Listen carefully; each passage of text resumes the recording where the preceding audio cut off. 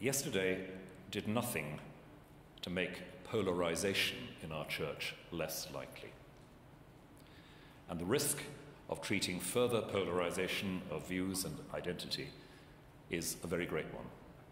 It will feel like the default setting.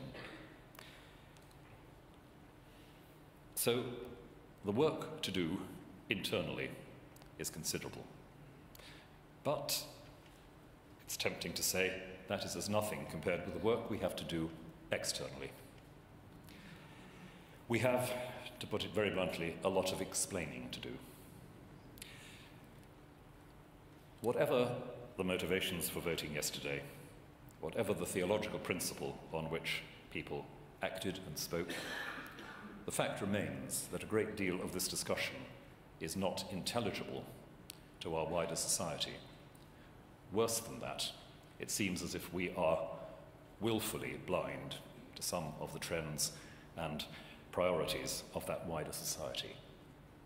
We have some explaining to do. We have, as a result of yesterday, undoubtedly lost a measure of credibility in our society.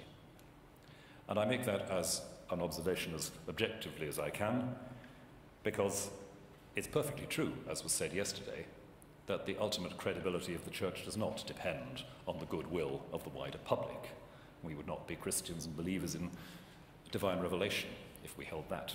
But the fact is as it is. We also have a lot of explaining to do within the Church, because I think a great many people will be wondering why it is that diocesan synods can express a view in one direction and the General Synod in another.